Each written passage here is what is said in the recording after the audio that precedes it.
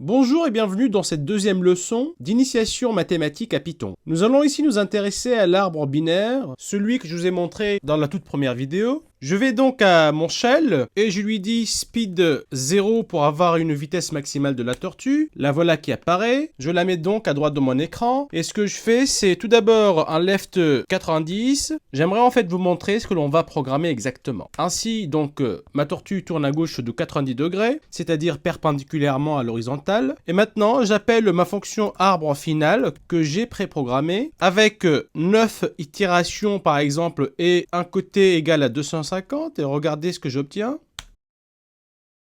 J'espère que vous voyez ici, comme dans le triangle de Sierpinski, un phénomène répétitif que l'on va analyser petit à petit afin de pouvoir programmer l'arbre binaire. Voilà, c'est terminé. Je prétends là encore qu'il s'agit de quelques lignes de code seulement. Je vous explique donc ce qui s'est passé très rapidement. Eh bien, on reconnaît ici que plus on monte, plus les branches sont fines. Et pour ce faire, nous allons utiliser la commande pensize qui va changer petit à petit l'épaisseur de mon stylo. Et d'ailleurs, pour faire l'effet d'un arbre, on voit bien que les feuilles, non seulement elles sont vertes, mais elles sont les moins épaisses parmi les branches. Ce que l'on doit retenir ici, c'est que si l'on a envie de faire un arbre de côté 250, cela ne signifie pas que la hauteur ici vaut 250, mais plutôt que cette hauteur du tronc commun plus la hauteur qui est ici, elle vaut 250. Ici, on va prendre l'hauteur du tronc commun, c'est 250 divisé par 3. Et ici, ce sera automatiquement, puisque la somme des deux, c'est 250, eh bien, 2 tiers de 250. Donc ici, la hauteur divisée par 3, et ici, c'est 2 tiers de la hauteur. Maintenant, ce que l'on doit reconnaître aussi, c'est que quand on est à cette position ici, la tortue, elle doit tourner de 30 degrés. Et donc, pour revenir en arrière, elle doit tourner de 60 degrés. Et elle tourne ici, pareil, de 30 degrés encore 30 degrés, etc. Puisque, je vous le rappelle, il s'agit d'un phénomène répétitif et donc récursif dans notre cas. Je vais vous montrer par ailleurs les premières itérations de ma fonction arbre final pour que l'on puisse comprendre ce que l'on doit programmer. Eh bien, je vais faire donc speed 2 pour avoir une vitesse moyenne. J'obtiens donc ma tortue. Ensuite, je lui dis naturellement de tourner à gauche de 90 degrés. Et puis maintenant, arbre final de une itération et de côté 100 par exemple. Regardez ce que ça fait.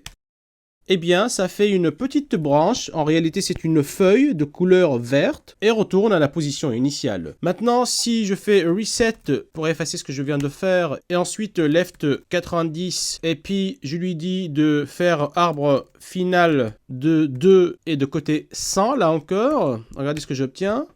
Voilà, donc c'est une branche plus 2 feuilles. Et retour à la position initiale comme d'habitude. Alors, je refais reset pour voir encore la troisième itération. Left 90 comme d'habitude. Et arbre final de 3 et puis 100 là encore. Regardez ce qui se passe. Voilà.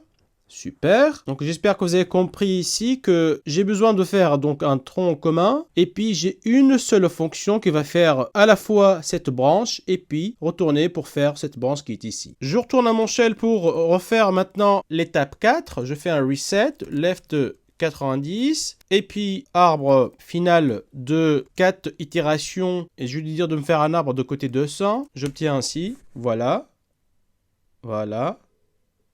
Je reconnais ici un schéma répétitif, la fonction de tout à l'heure, elle m'a fait ça, et puis elle est revenue ici pour me faire cette branche qui est là. Allez, je vous montre encore une autre itération et ensuite on passe aux choses sérieuses. Left 90, et puis donc arbre final de 5 de 100. Voilà ce qui se passe.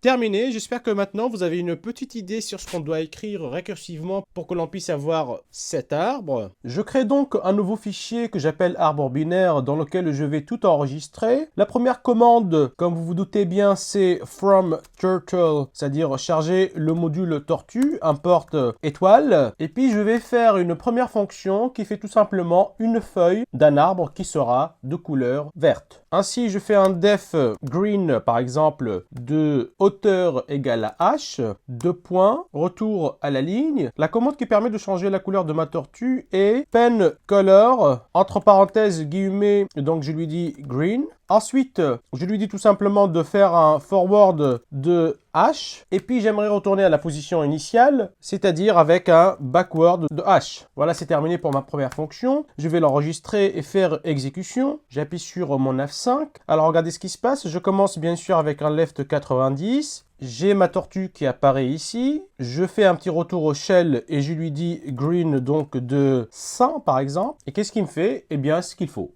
Maintenant, je vais m'amuser un tout petit peu avec ma fonction green sur le shell. Et donc, ce que je fais, c'est un reset d'abord pour tout effacer. Voilà, je fais un left de 90. Ce que j'aimerais faire maintenant, c'est un tronc commun marron plus 2 feuilles. Ça sera ma première fonction du coup. Ce que je fais donc, c'est pen color de brown pour la couleur marron. Voilà, ça change la couleur de la tortue, ça se voit. Maintenant, puisqu'il s'agit de notre première fonction, la taille de ma tortue sera donc avec la commande pen size de 1. Cette taille augmentera au fur et à mesure pour que l'on puisse avoir l'effet d'un tronc de plus en plus fin. Du coup, je lui dis forward de 100 divisé par 3. Je vous rappelle que le tronc commun, c'est le tiers de la hauteur. J'obtiens ainsi ce petit trait. Puis après, je fais un left de 30 degrés. Voilà. Maintenant, j'appelle ma fonction green pour faire une feuille verte. Mais cette fois-ci, je vais l'appeler avec, là encore, 100 divisé par 3. Voilà ce que j'obtiens. Ah, je n'obtiens pas ce qu'il faut puisque la feuille ici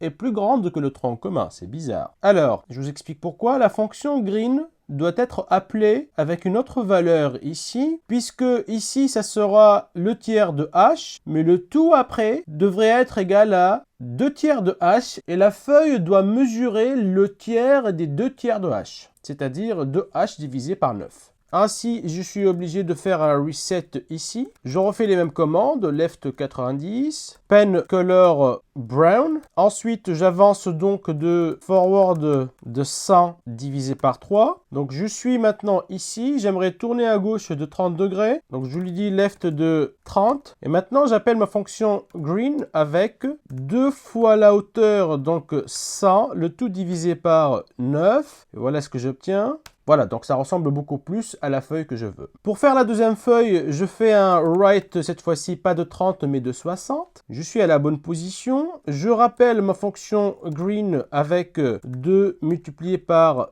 100, le tout divisé par 9. J'obtiens ce qu'il faut. Maintenant, je fais un left de 30 degrés pour retourner à la position initiale, c'est-à-dire verticalement. Et là, je suis à la verticale. Maintenant, il va falloir descendre à la position initiale. Et pour ce faire, eh bien, il va falloir d'arrêter de dessiner. Et ça se fait avec la commande pen up qui, elle, permet d'arrêter de dessiner. Et je fais un backward de 100 divisé par 3. Voilà ce qu'il faut, en fait. Ça a fait un backward de 100 divisé par 3 sans changer la couleur qui est ici. Parce que je vous rappelle que la couleur finale de ma tortue, c'est la couleur verte. Et que là, puisque ça n'a pas dessiné, j'ai gardé ma couleur marron. Voilà, c'est quasiment terminé donc pour cette deuxième fonction. Je vais retourner maintenant à mon éditeur pour écrire cette fonction correctement. Mais une chose avant, eh bien pour la fonction green ici qui prend h en argument, je vais plutôt changer ici le forward avec un h divisé par 3 et ici le backward avec un h divisé par 3 aussi, parce qu'en fait au lieu d'avoir divisé par 9 ici, eh bien je voudrais avoir divisé par 3 et il divisera à l'intérieur de la fonction directement.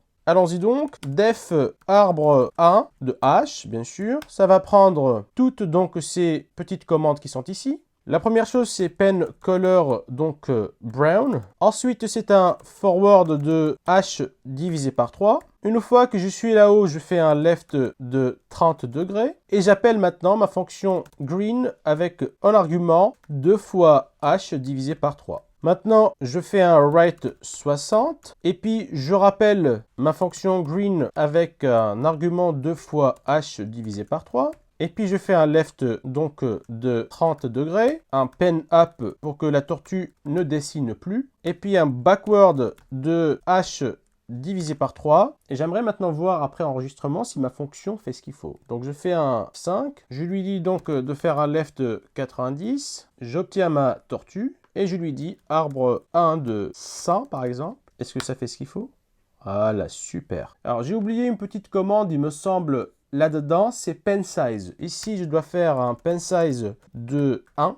Ça ne change pas grand-chose pour nous pour l'instant, mais vous allez voir qu'on en aura besoin après dans la fonction finale. Alors maintenant, je vais faire, puisque j'ai une fonction qui sait faire toute cette branche-là, eh bien, je vais faire une deuxième fonction qui va faire une petite branche là, utiliser cette fonction pour faire une branche ici, une autre branche de l'autre côté, comme je vous ai montré au début de la vidéo. Ainsi, je vais commencer par le faire dans Shell. Je fais un reset ici, j'efface tout, je fais un left donc de 90 et je vais refaire la même chose. Donc, je vais faire un pen color brown, puis pen size cette fois-ci de 2. C'est là où l'épaisseur va changer. Voilà. Je fais un forward de 100 divisé par 3. Donc, on voit bien que c'est un tout petit peu plus épais. Maintenant, je fais un left de 30 et j'appelle ma fonction arbre1 avec un argument, cette fois-ci, 2 multiplié par 100, le tout divisé par 3. Regardez ce que j'obtiens.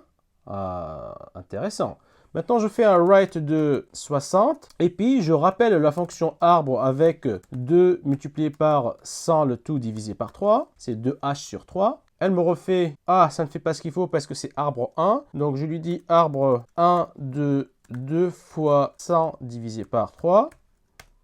Ah mince, mais ça n'a pas dessiné, qu'est-ce qui s'est passé? Ah bah oui, on a oublié une commande de plus dans arbre 1. Ici, le pen up signifie que la tortue ne dessine plus. Mais pour qu'elle redessine, eh ben, il va falloir à un moment donné lui dire pen down, de redessiner du coup. Donc ici, on va terminer par un pen down notre fonction. Voilà, on a ce qu'il faut. Je réenregistre, mais je ne vais pas aller dans le shell directement, je vais écrire ma fonction ici, puisque je sais maintenant ce qu'il faut écrire. C'est def arbre 2 de h. Première chose, donc, c'est pen color brown. Puis ensuite, je lui dis pen size de 2, c'est la deuxième itération, donc j'aimerais avoir un tronc plus épais. Ensuite, forward de h divisé par 3. Ensuite, j'appelle maintenant la fonction arbre 1 avec un argument 2 multiplié par h, le tout divisé par 3. Ah, j'ai oublié un petit truc ici, c'est le left 30, bien sûr. Ensuite, je lui dis write donc 60. Et puis, arbre 1 de 2 multiplié par h, le tout divisé par 3. Left 30, pen up, backward de h, le tout divisé par 3. Et puis, pour terminer, un pen down, comme la toute première fonction. Donc, vous voyez bien qu'en fait, arbre 1 et arbre 2, ce sont exactement les mêmes fonctions. Sauf qu'ici, on a un pen size de 1, mais ici, c'est un pen size de 2.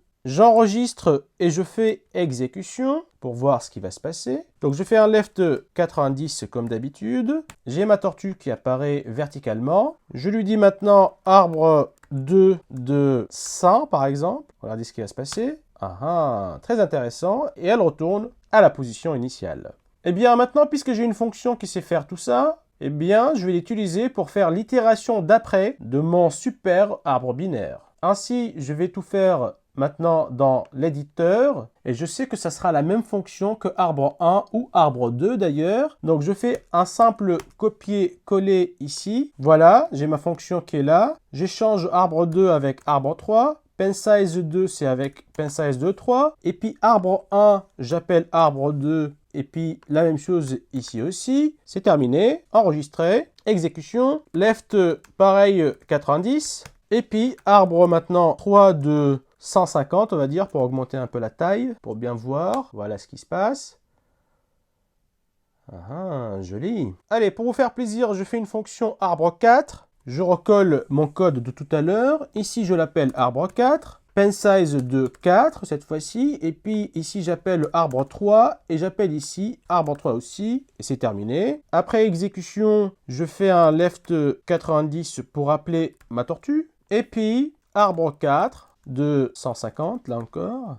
Voilà ce qui se passe. Incroyable. Je prétends que je suis prêt maintenant à écrire ma fonction finale. Ainsi, puisque c'est comme le triangle de Sierpinski, ce sont des fonctions qui font la même chose à chaque fois, eh bien, je vais écrire une fonction finale qui va prendre en paramètre le nombre d'itérations. Donc ici, je vais l'appeler arbre final de n, h, pen color brown, pen size cette fois-ci de n, comme vous l'avez bien soupçonné. Maintenant, arbre final de n-1 et 2h divisé par 3. De même ici, arbre final de n-1 et 2h divisé par 3. C'est terminé. Je fais exécution, left 90. Et puis maintenant, je vais essayer ma fonction arbre final pour voir si elle travaille bien. J'essaye avec, par exemple, 3 et 150 comme longueur. J'obtiens Ah ah, ça ne va pas du tout. Bah oui, c'est normal, puisque si je reviens sur mon éditeur ici, ma fonction arbre final de n va appeler n-1, n-1 appellera n-2, n-2 appellera n-3, mais il va falloir qu'à un moment donné, ma fonction s'arrête. Donc ici, je lui mets une condition d'arrêt, comme ma fonction avec Sierpinski d'ailleurs. Je lui dis if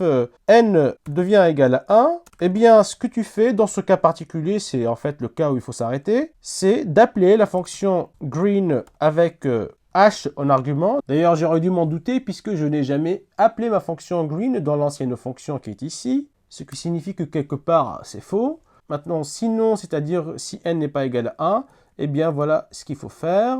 J'indente le tout à l'intérieur du else, ça devrait marcher. Donc j'enregistre et je fais exécution. Je fais un left donc 90, j'ai ma tortue. Je lui dis arbre donc final de 3 itérations et 150 comme côté. Ah, super. Maintenant, je vais faire plus d'itérations pour voir si ça fonctionne réellement bien. Je fais un reset comme tout à l'heure, left 90. J'augmente la vitesse de ma tortue, speed 0, vitesse maximale. Et maintenant, je lui dis arbre donc final de 10 par exemple, soyons fous, et 300. On va voir. Ah ah.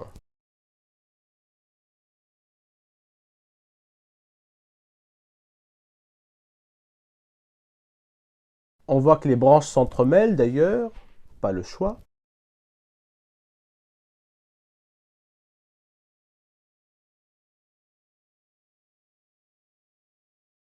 Canon tout ça. Bon eh bien, c'est terminé pour aujourd'hui, j'espère que vous avez aimé. Merci pour votre écoute et j'espère vous retrouver très bientôt.